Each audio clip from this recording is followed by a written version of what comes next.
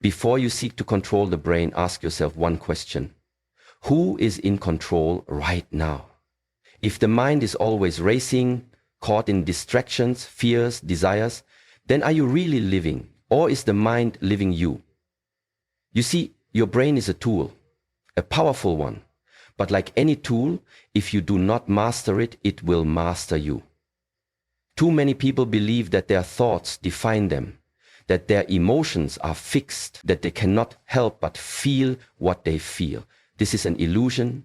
The brain is not your identity, it is your instrument. The question is, have you trained it? In Shaolin, we say the mind is like water. When it is agitated, it becomes difficult to see, but when it is calm, the answer becomes clear. You cannot control the waves of the mind by force. You control it through stillness, awareness, and practice. Control begins with observation. When a thought arises, I am not good enough. I cannot do this. I am tired. Do not become that thought. Watch it. Witness it. Say to yourself, this is a thought, not a command, not a truth. Breathe deeply, let the thought pass just like a cloud passes in the sky. Every day you wake up and give commands to your body. Walk here, lift this, move there. But do you give commands to your mind, or do you let it run wild? Discipline is not suffering. Discipline is freedom. Freedom from the prison of overthinking. Freedom from emotional chaos. Freedom from being a slave to habits and urges that do not serve your path. The one who can control his mind can endure pain, can resist temptation, can stay focused in chaos, can find peace even in a storm. And that person is by presence, right here, right now, not in the future, not in the past, by repetition, meditation, breath work, mindful movement, daily routines that sharpen awareness and create inner silence. By awareness, when a thought arises, see it. Do not fight it, just know, this is not me. This is my brain. I decide what I do next. Remember, your brain is a garden. Every thought is a seed. If you plant negativity, doubt, distraction, you will grow weeds. If you plant discipline, gratitude, focus, you will grow strength. Do not be afraid of your thoughts. Face them. Do not be controlled by your emotions. Feel them and let them go. The greatest power is not to control others. The greatest power is to control yourself. And when your mind is still, truly still, you will not need to chase answers. The answers will come to you. This is the way of the warrior. This is the path of the master. The first step to true mental mastery begins with understanding a simple but profound truth. You are not your thoughts. Every day, thousands of thoughts pass through the mind. Some are empowering, some are dark, some are rooted in the past, others are fears of what might come. But all of them share one thing in common. They are not you. They are simply activities of the brain. Just as the heart beats and the lungs breathe, the brain thinks. That is its function. But you are the observer behind those thoughts. The conscious awareness that notices them, questions them, and has the ability to decide what to do with them. People who have not yet realized this truth often live at the mercy of their thoughts. A negative thought appears, I'm not good enough, I'll never succeed, they don't respect me, and instead of recognizing it as a passing mental event, they believe it. They become it. That belief turns into emotion, the emotion turns into action, and soon their reality is being shaped by a passing thought that was never rooted in truth. This is how the mind can create suffering. Not because the brain is evil, but because it was never trained. And an untrained mind becomes the master of your life. Imagine a river. Thoughts are like the current, always moving, sometimes calm, sometimes violent. If you jump into the current without awareness, you'll be carried away. But If you sit quietly on the riverbank and observe, you begin to see the flow for what it is. Just movement, not reality. You gain space, you gain perspective. That space is where your power lives. The power to pause, to breathe, to say this is a thought, not a command. In moments of stress, most people react impulsively. But the one who has learned to watch the thought first does not react. They respond. That small difference between reacting and responding is what separates those who are controlled by their brain from those who have learned to guide it. The observer does not fight the thought. Fighting it only gives it more strength. Instead, the observer watches without judgment, just noticing. This noticing allows the thought to pass, just like clouds passing through the sky. When you begin to identify as the observer, not the thinker, your relationship with the brain changes. You are no longer trapped. You become free to choose which thoughts to believe, which to question, and which to release. You start to ask, is this thought useful? Is it even true? Does it serve my path? And if the answer is no, you can let it go without guilt, without fear, without resistance. It is important to understand that the observer is not passive. Observation is the highest form of intelligence. To witness your mind clearly is to know yourself beyond illusions. It is to stand firmly in the present moment, not pulled by memory or fear. In this state, even negative thoughts lose their grip. You can hear them without being hurt by them. You can feel them without being ruled by them. Over time, as this awareness grows, you begin to notice the patterns of your own mind. You see the loops you've been stuck in, the stories you've been telling yourself. And because you now see them, you can change them. This is the beginning of freedom. Not the freedom to escape your thoughts, but the freedom to live beyond their control. And it all begins the moment you stop identifying with them and start observing them. Control is not force. Control is clarity. And clarity comes from awareness.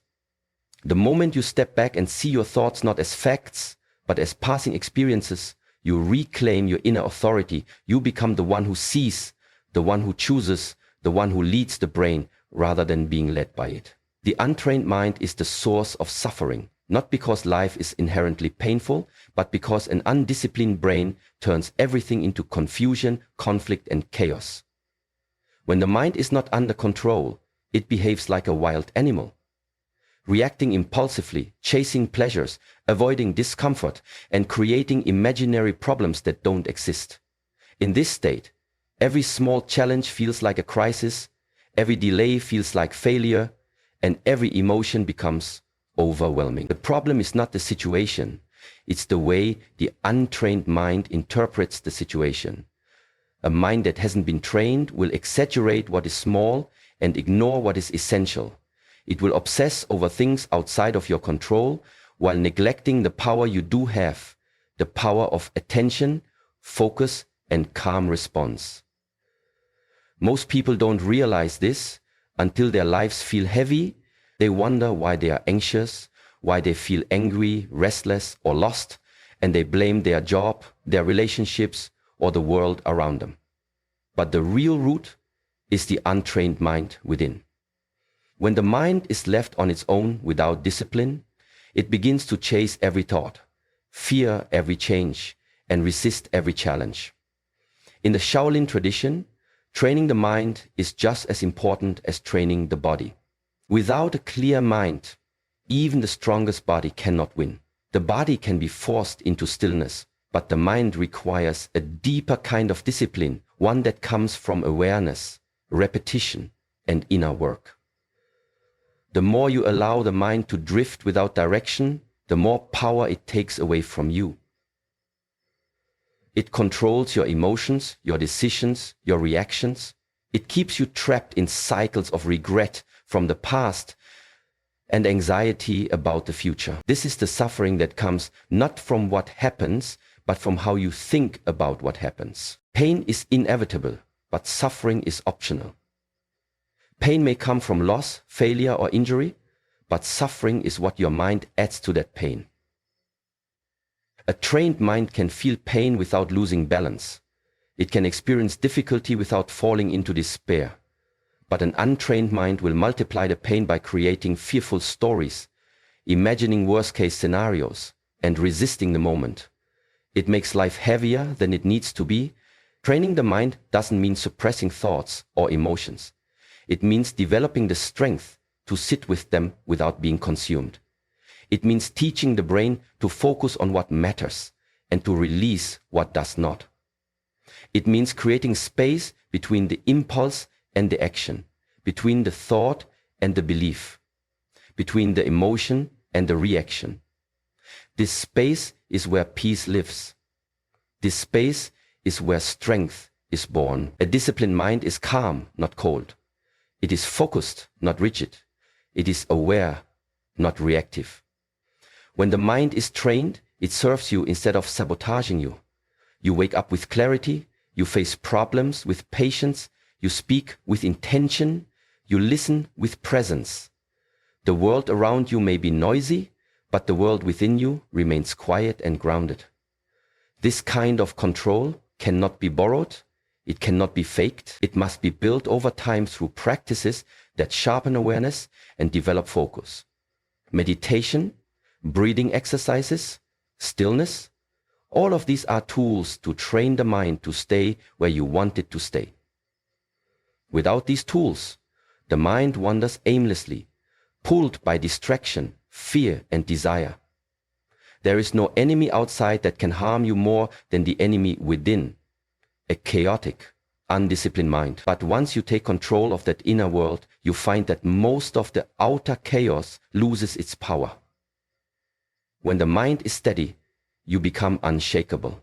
You stop living in reaction and start living with purpose. And this is the path to true power. Not in conquering others, but in mastering yourself. Discipline is often misunderstood. Many think of it as punishment, as something harsh or limiting.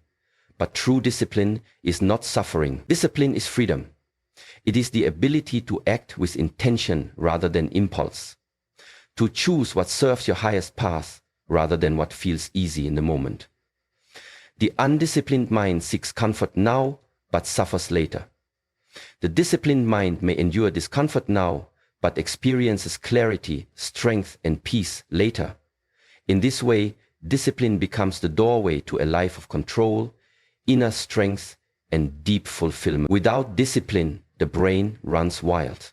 It follows every urge, chases every distraction, and believes every thought that arises. The result is a scattered life, one filled with regret, unfinished goals, broken focus, and unnecessary pain. But when you cultivate discipline, you create a kind of inner structure. This structure becomes the foundation upon which your life can rise. It's not about controlling every little thing. It's about having the awareness and the willpower to guide the mind, to redirect it when it wanders, to keep it steady when emotions surge. A disciplined mind does not mean a rigid mind. It means a trained mind. Just as an athlete trains the body to move with precision and efficiency, you train your brain to think with clarity, to choose thoughts and behaviors that align with your values, and to let go of distractions that lead nowhere. This is the essence of mental freedom, not the absence of difficulty, but the presence of clarity and strength within difficulty. There is a misconception that freedom means doing whatever you want, whenever you want. But that kind of living often leads to chaos, regret, and emptiness. Real freedom comes when you are not a slave to your desires, your emotions, or your fears. When you wake up and you don't feel like doing the work, but you do it anyway, because your purpose is stronger than your mood, that is freedom. When your mind wants to react in anger, but you pause, breathe, and respond with wisdom, that is freedom. When you feel fear, but walk forward anyway, that is freedom. Discipline is what gives you that freedom. Without it, you are chained to every emotional wave, every mental distraction, every external opinion. But with it, You create space between impulse and action. You gain the ability to pause and ask, does this serve me? Is this aligned with who I want to be? That small pause is the most powerful thing in the world. It is the difference between being led by your brain and leading it. In Shaolin tradition, we do not train just for strength or agility. We train to gain control over the self.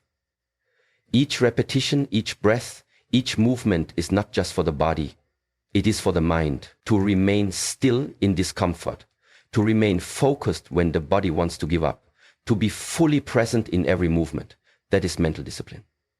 And that discipline translates into life, into how you face adversity, into how you handle stress, into how you treat people and how you treat yourself. The beauty of discipline is that it grows.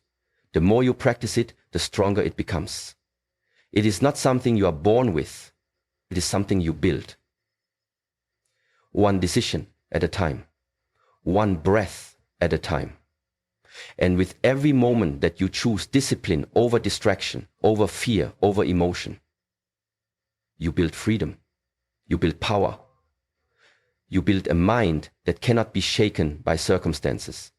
When you truly understand this, you begin to seek discipline, not because it's easy, but because you see the life it unlocks, the calm it creates, the purpose it fuels, and the freedom it offers from the prison of impulse and fear. Discipline is not your enemy. It is your gateway to the strongest version of yourself. Presence is power.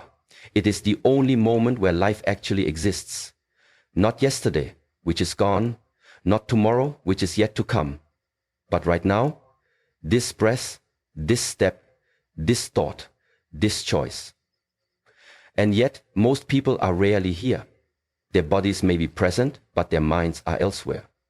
Thinking about what happened, what might happen, what should have happened, this constant movement between past and future robs them of the only moment that contains any real power, the present. The untrained mind is a time traveler.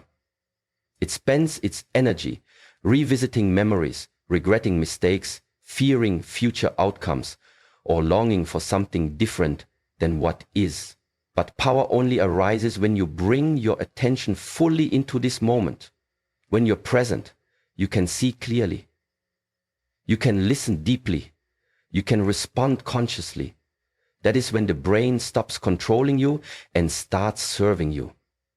To control the brain, you must anchor it in now, because the brain naturally wants to wander. It wants to scan for threats, imagine possibilities, replay conversations, and create stories. That's its nature. But presence is what brings that wandering mind back home. It's the discipline of noticing when the mind has drifted and gently guiding it back. Back to your breath, back to your movement, back to your intention. Presence doesn't mean silence. It means full awareness. You can be in motion and still be present. You can be in conversation and still be deeply aware of your tone, your emotions, your posture, and your energy. Presence sharpens the senses. It reveals what's real and strips away what is imagined. It helps you separate facts from thoughts, emotions from reactions, and truth from fear. When you're present, your mind becomes still, and in that stillness, wisdom appears. You don't have to force insight or clarity. You simply have to stop running and stand still in awareness. When you're present, you don't waste energy fighting the past or fearing the future. That energy is redirected into focused action. And action taken with presence is powerful. It's not scattered. It's not driven by impulse. It's not diluted by doubt. It is pure, it is deliberate, and it is effective. Presence is what allows you to feel emotion without becoming it. You can observe anger without exploding, feel sadness without drowning, experience fear without freezing, because in presence, there is space. And in that space, you have the ability to choose, to breathe, to think, to move with purpose instead of panic. Most people don't fail because of lack of talent or opportunity. They fail because they are not fully present with what they are doing. Their minds are divided, distracted, or disconnected. They try to move forward while being mentally stuck behind, or they overthink what hasn't happened and paralyze themselves with anxiety. But those who master presence can adapt to change, recover from setbacks, and find strength in difficulty. Why? Because they are not fighting 100 imaginary battles in their heads. They are dealing with this moment calmly, clearly, and directly. Presence also builds patience. When you're fully here, you stop needing things to happen faster. You stop comparing your journey to others. You become more grounded, more grateful, and more focused. And from that state, your actions carry more weight. Your words carry more meaning. Your life gains more depth. Training the mind to remain present is not a one-time event. It is a daily practice. You lose presence often, but you return to it again and again. And you lose so much more patience. You lose so much more focus and forms of focus and the pure and more satiation. And every time you return, you reclaim your power. You sharpen your mind. You calm your emotions. You step out of illusion and back into truth. That is the quiet strength of presence. It doesn't shout, it doesn't force, but it transforms everything it touches. Presence is power because it is the only place where true control exists. In the present moment, you are no longer caught in the illusions of the mind, the distractions of the world, or the chains of your past. You are here, aware, grounded, still. And in this stillness, there is strength. The mind, when left untrained, constantly swings between memories and projections, worrying about what happened or fearing what might come. But presence silences that noise. It cuts through the fog and brings you into what is real. Most people spend their lives in the future or in the past. They replay conversations that already happened or anticipate situations that might never come. And as a result, they lose connection to the only moment that offers them any real influence. You cannot control the past, you cannot predict the future, but you can master the now. This moment, right here, right now, is the entry point to awareness. It's where you regain your clarity, where you make conscious decisions, and where your power lies. When you're truly present, the mind becomes your ally rather than your enemy. It stops projecting fear. It stops running away. It begins to listen, to feel, to respond. The heart becomes lighter, the body becomes still, and the chaos inside begins to settle. The present moment does not carry the weight of yesterday or the anxiety of tomorrow. It is clean, it is fresh, and from that space, your brain becomes a tool of precision, not confusion. Presence is not something mystical, it is practical. It is the act of paying attention to your breath, to your movements, to your words, to your choices. When you train the mind to stay here, even for a few moments, you begin to feel the difference. The mind stops racing, the body stops resisting. Life begins to open, slowly and calmly, in front of you. You start noticing details you once ignored, the way you breathe, the way you speak, the way your thoughts rise and fall without needing to be judged or chased. In the Shaolin tradition, presence is cultivated through movement, stillness, breath, and repetition. Whether it's a simple stance or a complex form, the goal is the same, to remain fully rooted in what you are doing without distraction. Because when the body moves with presence, the mind follows. And when the mind is present, fear cannot take hold. Anger cannot erupt. Doubt cannot grow. Presence protects you from becoming lost in stories that are not real. People often ask how to control their thoughts, how to quiet their brain, how to stop feeling overwhelmed. The answer is simple but not easy. Bring yourself back to the moment. Feel your breath. Focus your eyes. Ground your feet. Hear the sounds around you. Presence is not about eliminating thoughts.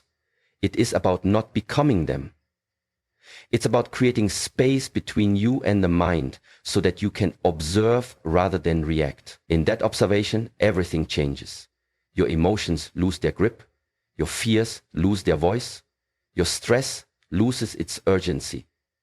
And what remains is a clear, calm awareness.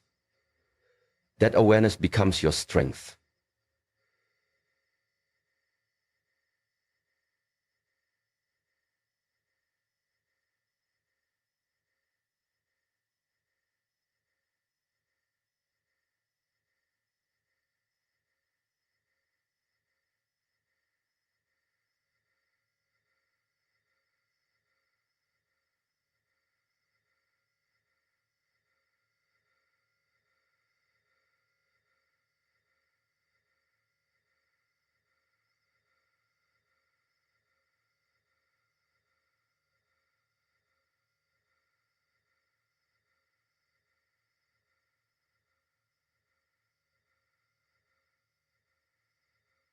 You are sharpening your awareness.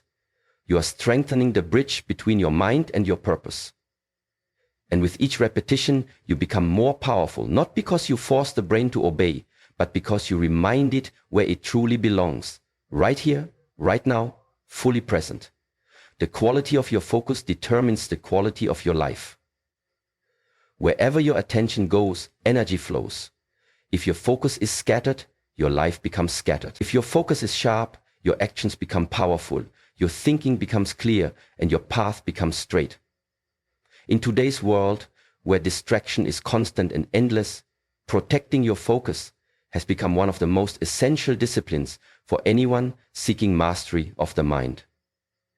The brain, by default, is reactive. It is drawn to novelty, pulled by noise, tempted by stimulation. But true strength comes when you learn to direct your focus instead of letting it be stolen. Every time you shift your attention unnecessarily, you weaken your mental discipline. When you move from task to task, from screen to screen, from thought to thought without intention, you are training your brain to be restless. And a restless brain cannot think deeply. It cannot feel peace. It cannot access its full power. Focus is not about forcefully narrowing your vision. It's about returning again and again to what matters most. It's about building the ability to stay where you choose to be, despite the pull of distraction. Focus is a form of respect. When you focus on someone who is speaking, you are saying, "You matter." When you focus on your breath in meditation, you are saying, "This moment matters." When you focus on a goal, a discipline, a purpose, you are saying, "My life matters." But when your mind is constantly shifting, constantly interrupted, it sends a different message. Not just to others, but to yourself. It says nothing is important enough to stay with. And over time, this message weakens your confidence, your clarity, and your inner power. To control your brain, you must first become aware of where your attention goes. Notice the moments when you reach for your phone without thinking. Notice how quickly your mind wanders when you sit in silence. Notice how often your thoughts pull you away from what you are doing. This noticing is not for judgment. It is for training. Because every time you bring your focus back, even if it wanders 100 times, you are building strength, mental strength, the strength to stay. Focus is not something you either have or don't have. It is something you build. Like a muscle, it grows with repetition. When you read a book and your mind drifts, bringing it back is a rep.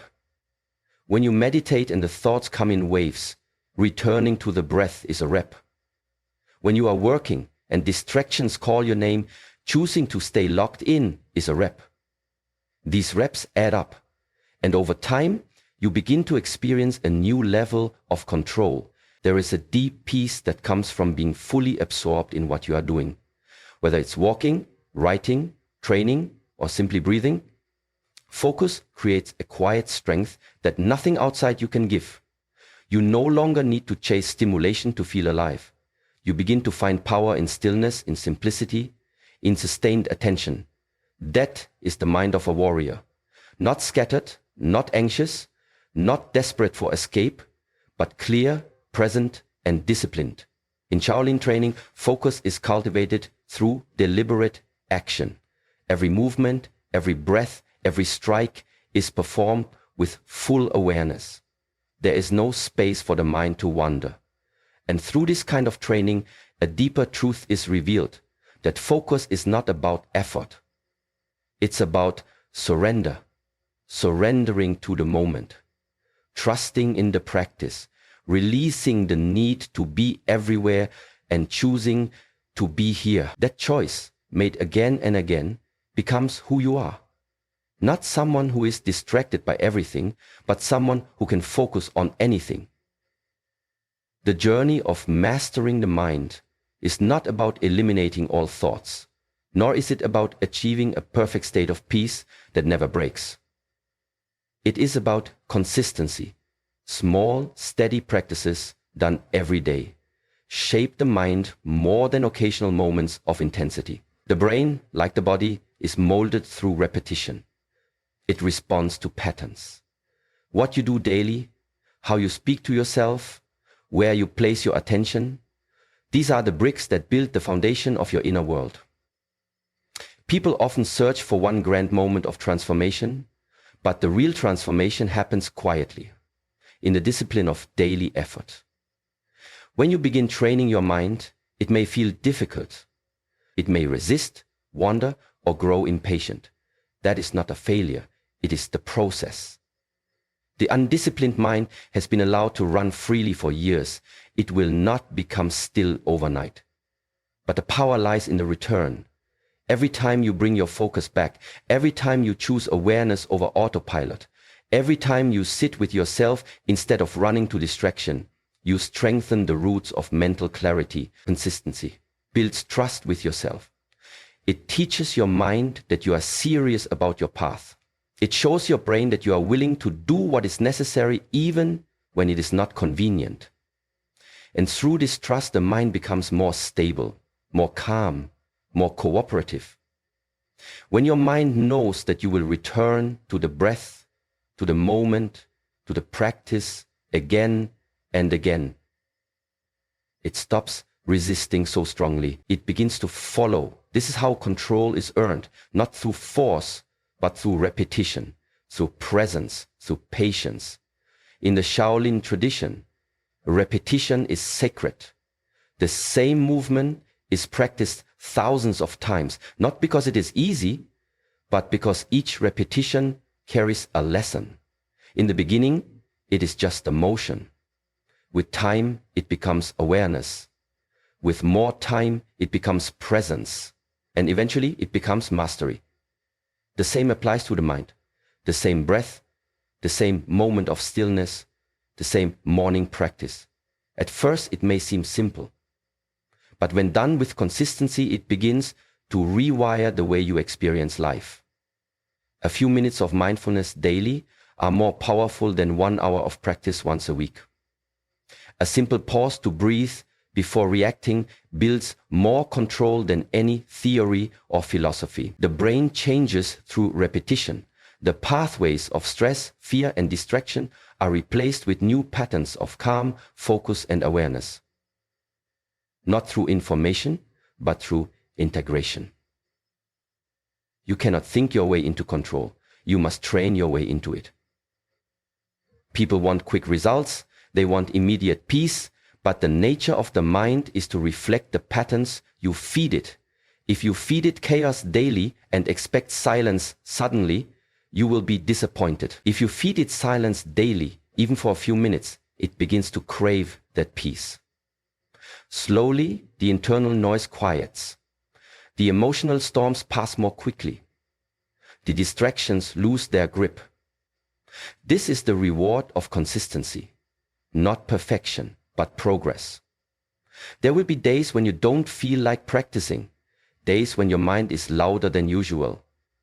That is when your discipline must carry you, because the goal is not to control the mind only when it is easy, but especially when it is difficult.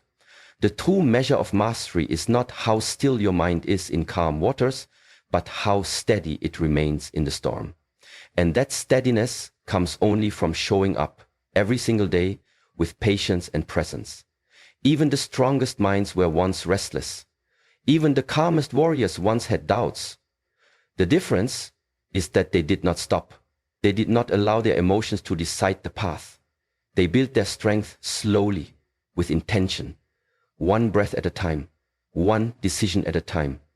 That is how the mind is trained, not in a moment, but in a lifetime of moments, honored with consistency. Mastering your mind is not about force, it is about understanding, discipline, and daily commitment. It is the art of turning inward, of becoming aware of your thoughts without being ruled by them. When you train your brain through stillness, presence, focus, and consistency, you begin to reclaim control from chaos. You no longer react, you respond. You no longer chase, you choose. You no longer live in fear, you move with clarity and peace.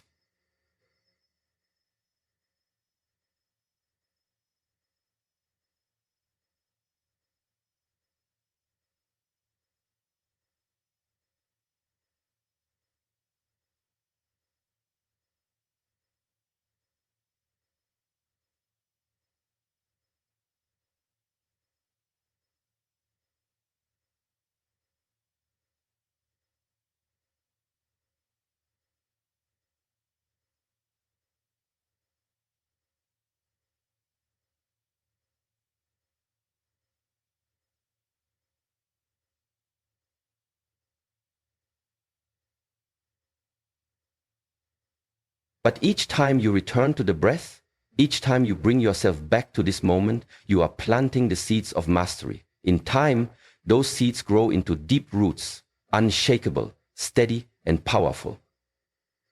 So, train gently but relentlessly. Let presence become your power, discipline your weapon, and awareness your guide. When you master your mind, you master your life. And from that inner mastery, everything outside begins to align. Thank you.